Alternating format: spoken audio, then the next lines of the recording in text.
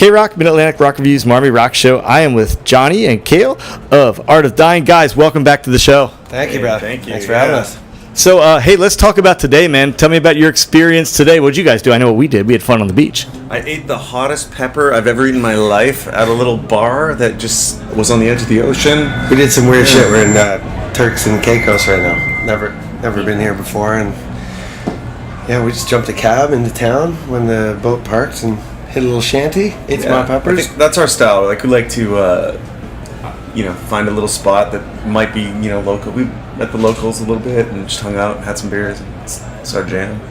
So, ended up back on Shiprock Cruise again. Tell us a little bit about what's going on with the band, maybe what you're showcasing for folks on the boat. What's going on with the band? We're busy, man. We just put out an album called Nevermore not very long ago, and we toured that for a couple months. Now we're on the boat, and we're going to start making a new record right away in February.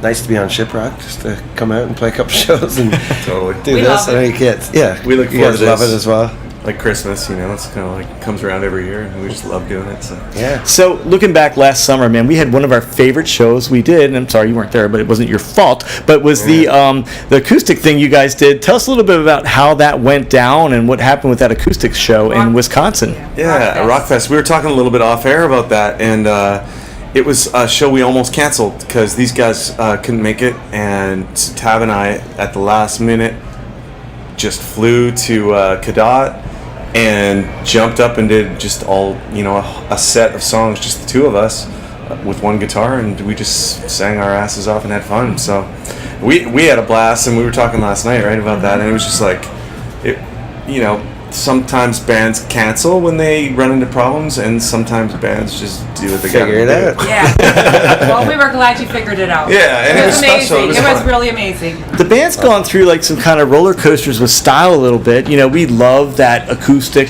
kind of style of you guys. Talk about the new music. Is it going to be the heavier stuff, going back a little ways? How to describe it? Yeah, we're going to do a full-length record. Nevermore is an EP that we kind of put out for the tour that last fall. Yeah. So we I think we probably, in a perfect world, we would have wanted to release a full album for that tour, but the tour came up fast, so we put out the 6 songs to have with us. And I think, we're indie now, and we can do whatever we want. So it's kind of like, hey, we got 6 songs, let's put out a record, let's do it. Yeah. And this time around, I think we're going to make a longer one, maybe 10 or 12 songs. Yeah. We've talked a lot about, the style a little bit.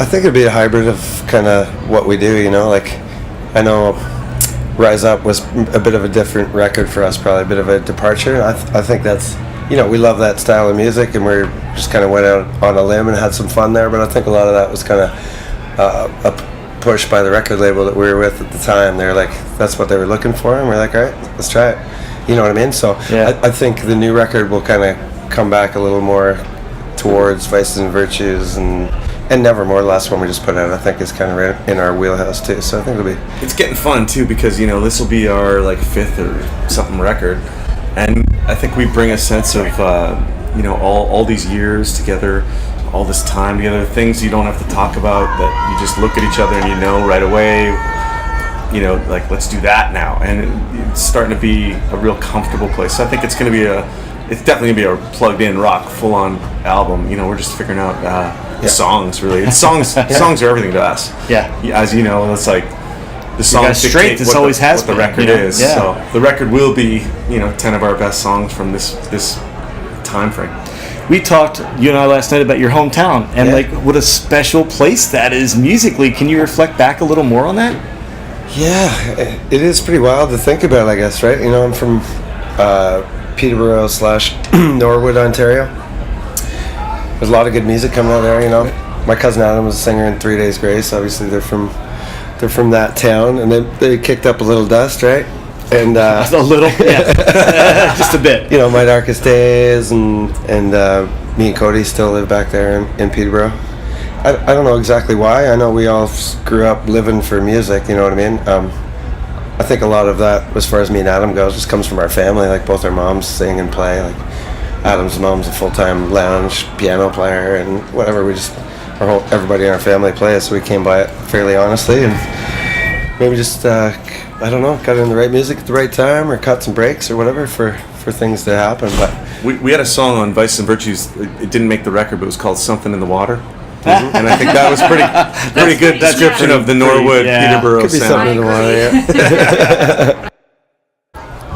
Upcoming this year, we talked a little bit about music you got coming out. What's going on with live stuff? You're going to do a tour? You're going to do you're going to headline? You're going to go out with somebody? Any plans? Yeah, we have great managers now based in Nashville they understand Canadians really well. I'm not sure why. I think Tony's originally grew up in Canada and he's British, so it's just I think we get along really well. So we're working on some touring stuff together. We want to do some Canadian stuff. We're from Canada, and when's the last time we played in Vancouver, where the band is technically based? Yeah. Well, that's good for you, but not for us. Yeah, right? Well, come on. But we understand. You gotta give them too. Where are you guys based? What? We're in Lancaster, Pennsylvania. Yeah, so But we'll we go probably do everywhere, something around, like Windsor, Okay. Detroit, like somewhere where you guys can get up easily. As we long go- as you we can go a cross lot the of border, places, right? so- You can get across, Yeah, right? We can for now until Yeah. this weird passport crap they're going to do. But anyway, it's another story. Hey, we were noticing when we were watching Monster Truck, and you guys being Canadians, like Shaman's Harvest, Monster Truck, there seems to be like a lot of Southern rock, ironically, that is popular in Canada. Is that true? Or is it just coincidence? I think it's Northern Rock. Is it Northern rock? Talk about that, yeah. It is sounds now, Southern yeah. rock to We us. just claimed it, right? Like we stole it. It's like the Rolling Stones doing the blues, right? It's like Is that what you call Monster Truck? Southern rock? Southern rock? They kinda- sound like it's Southern. heavy Right. Southern rock. Yeah, though. it's cool. It's- Those are yeah. solid Canadian dudes. That was actually the first time I saw them yesterday, I guess it was. Yeah. Badasses, right? I'd heard that. My brother went and saw them, so these guys are sick. They played in we got a lot of classic rock in Canada, like still very alive, and I think we all grew up on, Southern rock. We all grew up on, who am I thinking of right now? Air Jetliner and Steve Miller and shit. Miller. Yeah. But just I think it's just getting beer drinking music. yeah, exactly. Fire pits and If beer drinking. you look at Monster Truck, you just want to drink beer. I was sitting on the beach today, somewhere, I don't know where it was over there, we drove ways to get to it, and I was thinking back, one of our friends played one of your guys' songs on their phone, I was thinking back to that beach set, reflect back on that, how cool was that, On the playing shipwreck? on the stage, on the beach. That was amazing. Our first show on Shiprocked ever. Yeah. On Oh, the that was your beach first show? in Yeah. Wow. Barbados? Yeah. No, Bahamas, yeah. one of those B islands. And yeah, we were just absolutely stoked. We had no idea what to expect, right? We're just Yeah. like, first Shiprock, get off the boat. We're like, oh, where do we go? What do we do? Get on this little boat. It's going to take you over there, and you're going to play a rock show. Like, half the crowd's in dinghies. Like, hanging out. It's Dinghies, pretty cool. bikinis. It's a tough day in the office, right? Yeah. So for we try to describe the Shiprock experience to cruisers all the time. So for some band that's out there that's thinking like if they could somehow get on Shiprock, give us what it does for your band, like what being on the cruise does for a band. I think this cruise, this is the only cruise I've ever done, Shiprock, but I think it has a really hardcore, loyal base of fans who are just legit awesome rock fans. They come and they do this every year, and they really support the bands in that genre, and that's like the most important thing for a band like us and all these bands. It's all about having people like that will come out, and we really realized that on this last headlining tour we just did. Like, so many Shiprockers were coming out to all our shows in these little towns we were playing, Even on all over weekdays. this. Yeah. Even on Sorry. weekdays. They will. Sorry. Oh, dig it, Mr. Yeah. We had a discussion earlier about how we can't do weeknights. You know what's cool too? The job that pays for us to do this stuff, Yeah, it's important. Yeah. we were pleasantly surprised at how many Shiprockers we saw on our landlocked tour, and we actually last night just worked out with one of the Shiprockers. She's going to be the president of our fantasy label for Pledge Music. So we're funding our own record through that this time around, and so now we have a new president of our label, Oh, awesome. which is pretty rad. So, I think that speaks to what Kale's talking about with just the support of the group and the family, and I think that's what it's all about. So where do you want folks to go to find that and find like all the stuff out about you guys? And where's the best place to go? Yeah, Pledge Music ends in like 8 days or something, January 26th. So I don't know when this will air. In about a week. I don't even know what day it is, to be So- very honest. so That's the it's cool thing about around- Shipwreck. I have it's no idea what around day that it time. is. Pledge will be over tomorrow. If you're listening, go now. Yeah. You know, Yeah, it ends January 26th. It's pledgemusic.com/Art of Dying. And it's just, really, it's just pre-ordering our new record. But if there's a whole bunch of other stuff that you can do to just support us, and all the funds go towards making the next record. Hey, one last thing. Are you still doing the sauces? You're doing the yeah. sauces? So plug it, man. Go ahead. Tell everybody about what I mean by the sauces. It's hot. Everyone wants to know about the sauces. Oh, they're good, bro. Oh, yeah. It's good sauce. I'm a bit of a culinary guy at home, and I love cooking. So I developed some sauces, habanero sauces over, it took me about 5 years until I really got them where I wanted. And it actually started, funny enough, at radio. When we were with Warner Brothers, we sent a bunch of people in radio hot sauce because they thought it would be a good idea. And everyone started emailing me back saying, "This is really good. Like, I want to Give me eat some more this of full that."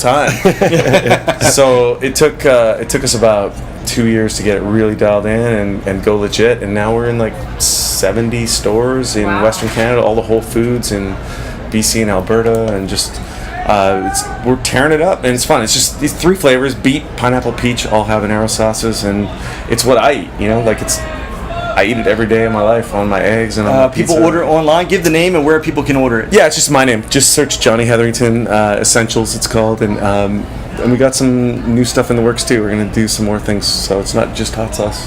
You said you had a question. Yeah, A rare question from Miss Marr. I don't talk much. So do you miss the cowboy hat? Well, I sold my cowboy hat Did you in the really? pledge campaign, Okay. so I'm going to miss it. But now I sleep with it until it's the pledge thing ends. He's actually wearing it right now. As fans, we miss it. I'm adjusting. It's been a while. I've adjusted. Totally right. You But miss- it took you me miss a it? little while. Yes, I did at first, but I've But adjusted. we had a moment. This is the new We had a Johnny. moment That's with right. the cowboy hat. That's Yes, we She did. wore it during our first interview. Yes. I don't think it was the first. But, it was, the it was a while. Bahamas interview. On the Yes, beach. the Bahama Yeah. one. Yeah. Yes. So yes. Yes, it was special. there's always a place in my life for a cowboy hat. But pirate hat, cowboy hat, it's all the same. A good new hat. It's all good. Hey guys, thanks so much. You guys have been great friends of the show. I always appreciate you guys being with us. Thanks so much. Our pleasure, man. Thank you for having us. Always. Anytime. MARR.